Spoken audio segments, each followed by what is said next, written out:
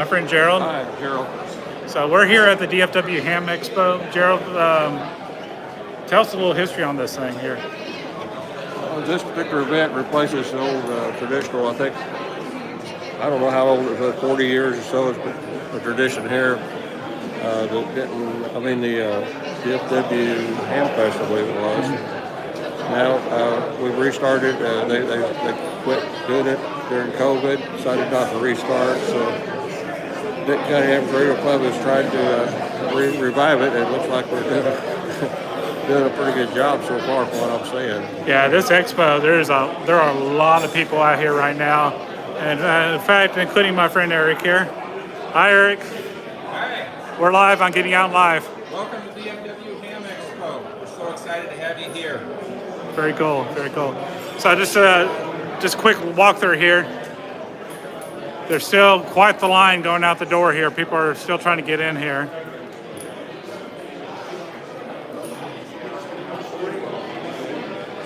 But we got a little bit of everything out here. We actually have a bunch of tables set up outdoors, and the heat index today is going to be 110 degrees. So I think I'm going to prefer to be indoors with this event.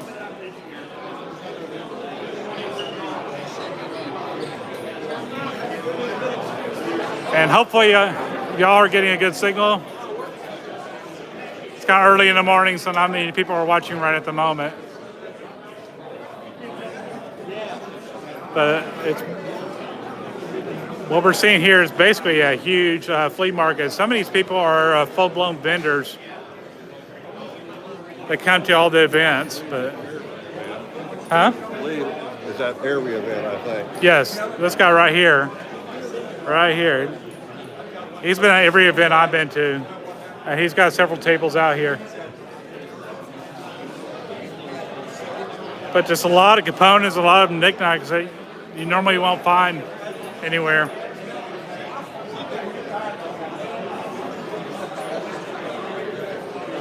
But this is the first year here. We're trying to get back on the saddle again. COVID kind of knocked us down for a while. This is actually a club. This is the Metro Crest Amateur Radio Society. They meet in Carrollton, Texas. And they actually have a few tables here where their members brought stuff to sell. And Mars is going to get a portion of it sales to help fund their club. These clubs out here are all nonprofit clubs, and they're here for the hobby. Now, test tubes. We got test tubes. We got tons of test tubes here. There's always somebody here that's selling test tubes. Not test tubes, but vacuum tubes. Test tubes is what you... Yeah, but the test tube is what you would take to see if your tube was still good. Back in the old days when you had a... Tube tester. Tube tester, that's what I'm saying. Test tubes were in chemistry. That's where you grow petri dishes today. Yeah, okay. Yeah. Getting the hobbies mixed up. No, I'm not a chemist. That's his collection here. Yeah. Worth a lot of money. So, a lot of people get into the older radios. They're more hardened. If you have a big EMP attack, these won't be affected like our modern integrated circuits. So a lot of preppers go for the old tube system radios.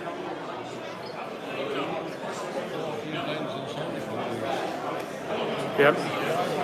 I remember going to the store and they would have the little rack there where you would put it in the rack and see if your tube was good. Famous set of refurbished rotators. So these rotators, explain what they do, Gerald. They go up on top of your tower. You actually have a directional antenna. You can aim that antenna at 360 degrees. So you basically spin it around. Spin it around, yes, spin it around. Spin the antenna around. And point it the direction you want it to. Point the direction you want. Some people do satellite work with them using two of them, one for azimuth, one for elevation. So you point your antenna whichever direction you want. That's a lot of them there.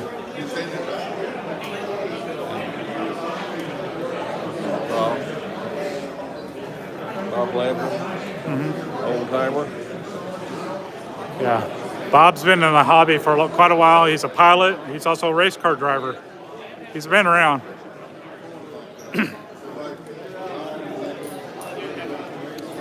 Here's some of the older radios. You probably would, when you think of ham radio, you're probably thinking of stuff that looks more like this.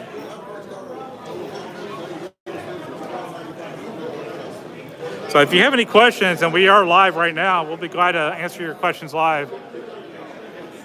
And this one, I'm curious what radios they're selling here. Heidi, come over. Heidi, come over here. Let's talk about this. This is the Cross Timbers Daughters of the American Revolution group. And they're selling these wreaths right now. So this is Heidi. You want me to talk about this, right? Yes, we want you to talk about this. Whoop, right. Went the wrong way with my gimbal here. Hi, guys. So, I'm a member of the Daughters of the American Revolution. I am the Cross Timbers treasurer for this chapter. Right. Okay. And what we do is a lot of outreach and a lot of outgoing stuff. For example, we have wreaths across America that we participate in, Right. where we're laying wreaths in December, like everybody else does, on the day that they all tell us to do. On top of that, we do a lot of veterans outreaching, where we're feeding the veterans and supplying them with other stuff, and sending coupons overseas. And there's a lot of many different things we do. We do ROTC scholarships and things very of that. cool. Yeah, so it's really cool stuff. Anyways, if you're a lady, and I'm an amateur radio operator, that's why we're here. So I brought this to us. But if you're a lady and you want to join, the big requisite is you have to have a family member who is in the Revolutionary War. That's it. And we do a whole genealogy trace, and let me tell you, these guys are big on genealogy. So if That's you want cool, that's cool. yeah, if you want to find out who you're related to way back when, they have a whole thing on it. Now, I wouldn't have a clue. I know World War I and World War II. I know Right. that. I got facts on that, but not back to the Revolutionary War, Back to right? Revolutionary. This goes all the way back to Martha Washington. very cool. It started with her, and then all of the first ladies, and it just continued from there. Now, on top of that, if you ever watched the show West Wing, Right. way back then, they were filming all of that in the Constitution Hall, which is owned by the Daughters of the American Revolution. Oh, very cool. So if you go back to Washington, D.C., and you see Constitutional Library and those West Wing area and the areas that West Wing was filmed, that's all DAR stuff that they renovate, they maintain, and we can go back there and see. It's really cool stuff. They got like a room for every state in there that represents every state. So Texas has its own Texas room. It's neat. Very cool. Anyways, so that's my plug. But this year we're here hoping to get more members. And yeah, we meet once a month. We meet in Zoom and we meet face to face. We're part of the Cross Timbers chapter. There are 4 chapters in Denton County.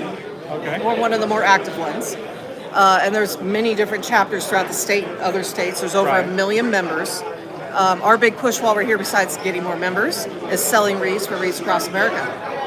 It's very cool. $15 a wreath, and that's all you have to do is donate it by purchasing one for $15, and then they show up at either my door or the president's door, and we go deliver wreaths on that day. Oh, very, It's very really cool. Very Yeah. cool. Thank you. Well, thank you. Thank you very much. And if you're wanting to know, we're at the Vista Ridge Mall. Well, it used to be called the Vista Ridge Mall. It's in Louisville on 35. We're here until, what time are we here until? Do you know how long we're here till? I think till 4 or 5 o'clock. Okay, we'll be here till about 4 or 5 o'clock. Entry to this event is $5, and there's a lot of cool stuff here. This is the first year for the DFW Ham Expo, and we will be expanding it each year. And boy, I tell you what, there is quite a lot of people here, and there is a line going from here down to the mall door there. So it's the Music City Mall in Louisville. We'll be here until about 4 or 5. You want to come join? Come by and say hello. I'd love to say hello to you. But we're going to continue to look around a little bit here.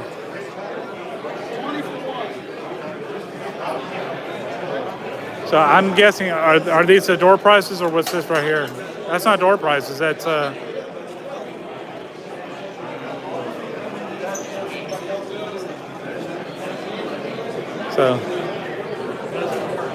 Checking out your table here. We're live on YouTube. Just wanted to go getting out live. So, do you make these? Yes. Oh, okay. I recognize the K5LRK one right there. So that came from you. That's very cool. So you make them all at home, or how do you? Um, Very cool. And you'll be here till about 4 or 5 today, right? Okay, 4 o'clock. Okay. So we're going to say 4. All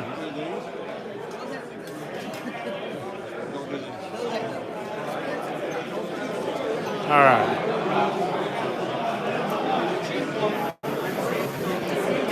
And we could have some coax. What kind of coax is that?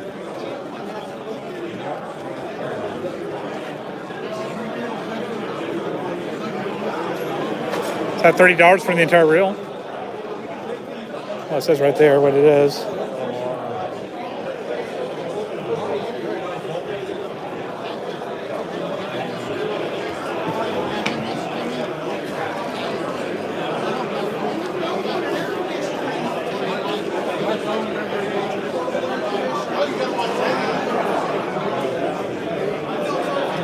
Yeah, it's got laser print on it. It's very hard to read. But I mean, you can find some good deals. Like, look at this little inverter, noisy as heck, 12 volt to 400 watt, $10. Can't beat that. Excuse me.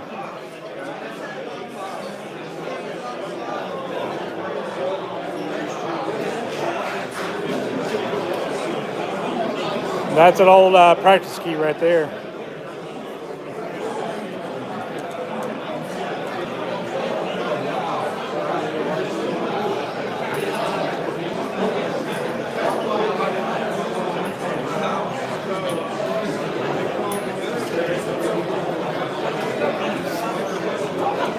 Excuse me. And there's a little bit of everything out here. There's a little bit of ham radio. You want some old books? If you're a big reader, got plenty of books out here.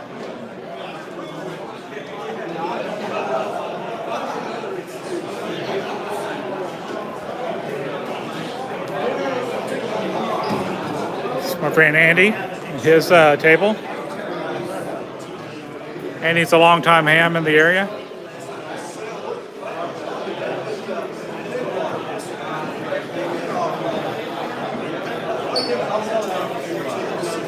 And this looks like it's Tom's table because he's got everything very, very organized.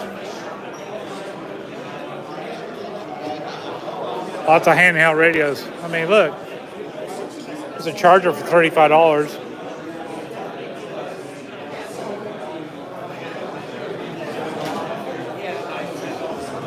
And if you look at the prices here, you can get a ham radio pretty cheap for.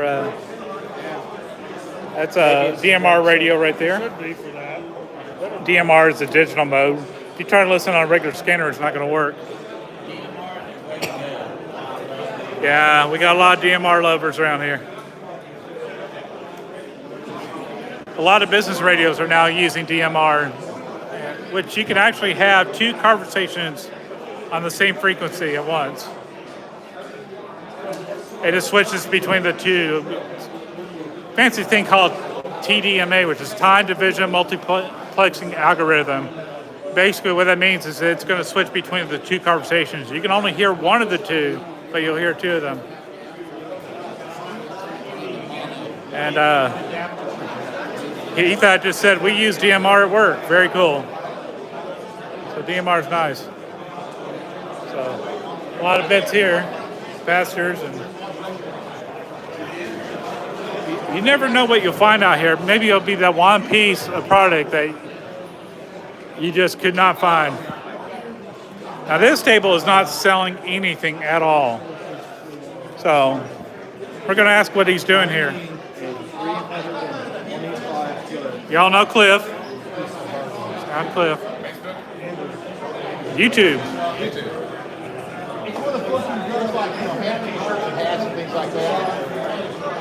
Mike, I'm sneaking up behind you, sir, so they can hear you. So we're going to test this radio out here. The last radio we tested was continually transmitting. So y'all have to hook up your load before you plug power to the radio in case that happens. I did not do that earlier, and that was a mistake on my part. The radio was producing 100 watts out, all by its lonesome. Now we're going to connect power to it. So now we can turn power on. Now it's going to have Oh, sorry guys. transmit mode. So he is testing every piece of equipment out here he can. He has a whole array of test equipment here. And so if you want to buy something used, he'll test it out, make sure it still works. Mike's a radio engineer, radio broadcast engineer. Well, you know what? Very well versed here. Oh. He's got a few test pieces of equipment here. We can measure DMR power out of the DMR radio with this. Right. Yes.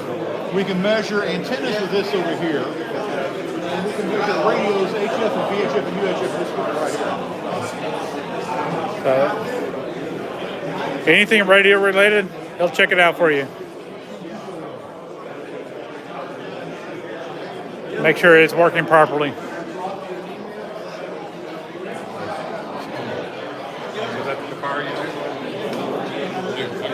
It's getting out live.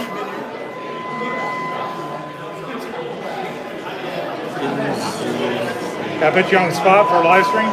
Yeah, We are live. So, Okay.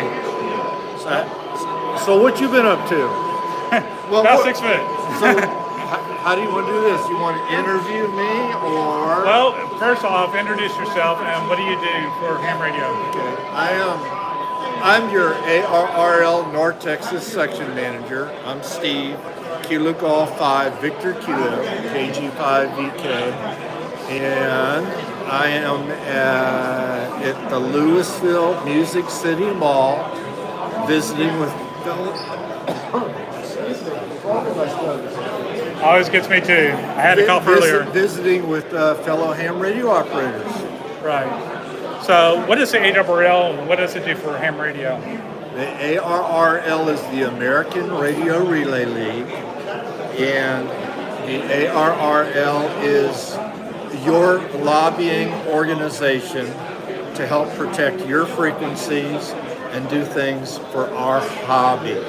In other words, the new FCC fee for licensing, not renewals, but for not for upgrades, but yes, for renewals and not for changes of addresses. But any rate, the new fee was supposed to be $50. So this is an example of what the ARRL helps do for ham radio operators. So the ARRL got that down to $35. And we're still hoping to see that fee go away again. Yeah, for a long time it was free, like a public safety sector, because we do offer public safety services as volunteers. So, Well, the real story is back in the 70s, they used to charge us a fee. right, And then they quit doing that because they said, this is wrong. This is a non-profit organization Right. and members that you're charging a fee to. So they quit that. But now some brainchild at the FCC decided we needed to collect fees because we were doing the paperwork. The majority of the paperwork's being done by the volunteer examiners. right. So that story really doesn't float. So that's one of the things we're working on continuously. We are still working on a new law that would allow all ham radio operators to be able to put up an antenna regardless of where they live of reasonable height. Right, right. So what he's talking about is we have these things called HOAs in the United States. And I'm not going to get into the politics of that, but HOAs, some of the contracts when you go in there, they say no ham radio. So technically you can't even have your, what we call HTs, they're walkie-talkies, most people know them as. And so they just don't want any ham radio. Then all of a sudden all the infrastructure goes out and they're like, we can't get a hold of our family, we can't figure out what's going on here. Oh shit. I think a whole table just went to the ground. Oh my. didn't That's got to be hear- expensive. That's got to be expensive. But we are live. Yeah, I did not hear a. Well, I didn't see the. I kept it politically correct, but I didn't hear any glass break. That's So- a good thing. But Yeah, some of anyway, the stuff is expensive. So HOAs are making these rules because they're afraid of ugly towers. But really, hams are a dime a dozen. There's a whole variety of them, but a lot of hams that want to help their communities are being restricted from helping their communities. And I think that's the bottom line. They need to be able to practice their hobby in order to keep their skills up. So if something does happen, like the winter storm from last year that knocked everything out, I lost phone service, I lost cellular service, no internet. But by golly, I had ham radio. We couldn't even switch. We even had trouble getting the word out until people started noticing that the ham radio was having events, just checking on everybody, make sure they're healthy. And actually, it probably saved some lives because we transferred firewood and generators so people can be warm. and some ham radio clubs even organize teams to go out and turn water off for people Right. who didn't know how to turn their water supply off, so it didn't continue to flood their apartments and their houses. Yeah, we didn't realize how bad the situation was until we got on the radio, and we realized we need to get people out. So people with off-road vehicles went out and helped each other. And I mean, this last winter we actually had somebody that had to be taken to the emergency room. He went outside, his car was completely iced over, and he had to go to the ER. And he didn't want to spend the $4,000 of ambulance fees for them to get out there later. So we had hams that went out from Aries, got him to the hospital, and got him back home. So that was pretty cool. So, well, thank you, Steve. I appreciate it, sir. Hey, good to see you. You Let's take switch care, hands here. brother. Stay safe. I'll drop you an email, brother. I appreciate it. Sure. So, switch here.